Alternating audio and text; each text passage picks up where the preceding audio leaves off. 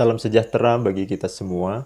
Ini adalah seri yang kedua dari video mengenai apakah karunia-karunia rohani masih berlanjut. Dalam video saya sebelumnya, saya telah mengulas beberapa argumentasi atau alasan tentang berhentinya karunia-karunia roh seperti bahasa lidah, nubuat, karunia mujizat, karunia kesembuhan, dan lain sebagainya. Dan dalam seri yang kedua ini saya akan membahas beberapa argumentasi bahwa karunia-karunia rohani itu masih berlanjut hari ini. Kita tahu karunia ajaib masih berlaku hari ini karena kita melihatnya terjadi hari ini. Misalnya Christianity Today pernah melaporkan bahwa pada tahun 2012 di Mozambik, Afrika Timur, terjadi peristiwa yang dapat dipercaya tentang orang tuli disembuhkan, makanan yang dilipat gandakan, bahkan orang lumpuh, orang buta yang dipulihkan. Juga ada orang mati yang dibangkitkan. Ada banyak cerita seperti itu tentang Tuhan yang bekerja di seluruh dunia saat ini. Kita juga bisa menyaksikan lewat media sosial saat ini bagaimana Tuhan melakukan perbuatan-perbuatan yang ajaib. Selanjutnya, Paulus memberi instruksi yang jelas kepada orang percaya dalam 1 Korintus 14 ayat 1, agar orang Kristen mengejar kasih dan berusaha sungguh-sungguh untuk memperoleh karunia roh, khususnya karunia untuk bernubuat.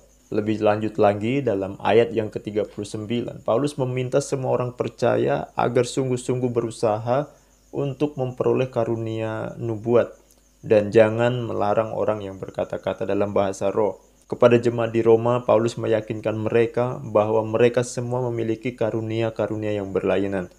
Jika karunia untuk bernubuat, maka lakukanlah itu dengan iman. Juga dalam 1 Tesalonika 5 ayat 19-20, Paulus memperingatkan agar jangan memadamkan roh dan jangan meremehkan nubuat-nubuat. Kita melihat bahwa karunia-karunia rohani bukan hanya disebutkan dalam 1 Korintus, tetapi juga dalam surat-surat yang lain. 1 Korintus 13 ayat 8-12 memang menyebutkan bahwa nubuat akan berakhir, bahasa roh akan berhenti, dan pengetahuan akan lenyap ketika yang sempurna tiba. Yang dimaksud ayat ini pasti bukanlah hari ini, tapi saat di mana seluruh karya keselamatan telah mencapai kesempurnaan, di mana orang percaya dapat berjumpa muka dengan Sang Juru Selamat, yaitu Yesus Kristus. Ada pendapat bahwa pemberian karunia hanya sebagai tanda untuk mengotentikasi para rasul di gereja mula-mula. Begitu para rasul mati, karunia-karunia ini tidak dibutuhkan lagi. Tetapi Alkitab menyebutkan bahwa ada orang-orang yang melakukan karunia mujizat dan tanda-tanda tetapi mereka bukan rasul. Misalnya Stefanus, Filipus, dan masih banyak lagi. Berikut ini adalah uraian lengkapnya tentang orang-orang yang melakukan tanda-tanda ajaib. 70 orang yang ditugaskan dalam Lukas 10 ayat 9 dan ayat 19-20. Sedikitnya 108 orang di antara 120 orang yang berkumpul di ruang atas pada hari Pentakosta.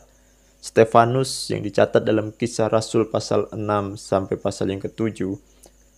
Filipus dalam Kisah Para Rasul pasal yang ke-8. Ananias, Kisah Para Rasul pasal yang ke-9. Anggota gereja di Antioquia, Kisah Para Rasul pasal 13. Petobat anonim di Efesus, Kisah Para Rasul 19 ayat yang ke-6. Wanita di Kaisarea, Kisah Para Rasul 21 ayat 9. Saudara-saudara yang tidak disebutkan namanya di Galatia, Galatia pasal 3 ayat 5. Orang percaya di Roma, Roma 12 ayat 6-8. Orang percaya di Korintus, 1 Korintus 12-14. Orang Kristen di Tesalonika, 1 Tesalonika 5 ayat 19-20. Kita melihat ada beberapa catatan firman Tuhan bahwa ada orang-orang yang bukan rasul tetapi mereka dipakai Tuhan untuk melakukan karunia-karunia dan tanda-tanda yang ajaib. Paulus sangat senang melihat bahwa orang-orang Korintus memiliki semua karunia karismatik dalam 1 Korintus 1 ayat 4-7.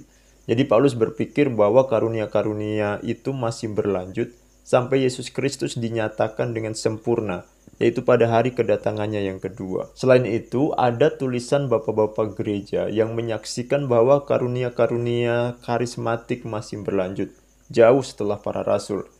Justin Martyr sekitar tahun 160 Masehi mengatakan, karunia kenabian tetap bersama kita bahkan sampai saat ini. Juga Irenaeus sekitar tahun 192 Masehi mengatakan orang percaya pada zamannya dapat melakukan mujizat. Yang lain mengetahui sebelumnya tentang hal-hal yang akan datang.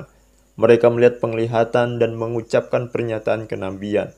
Yang lainnya lagi menyembuhkan orang sakit dengan meletakkan tangan ke atas mereka. Dan mereka disembuhkan. Ya, apalagi seperti yang telah saya katakan, orang mati bahkan telah dibangkitkan dan tetap ada di antara kita selama bertahun-tahun. Itulah beberapa argumen-argumen yang meyakinkan para penganut paham kontinuanisme bahwa karunia-karunia rohani masih berlaku hari ini. Itulah beberapa argumen yang meyakinkan para penganut paham kontinuanisme bahwa karunia-karunia rohani masih berlaku hari ini. Tetapi sebelum Anda setuju atau tidak setuju, saya merekomendasikan Anda untuk menonton video saya sebelumnya. Dan silahkan Anda memutuskan argumentasi mana yang menurut Anda adalah argumentasi yang paling alkitabiah. Terima kasih telah menyaksikan video ini. Tuhan Yesus memberkati.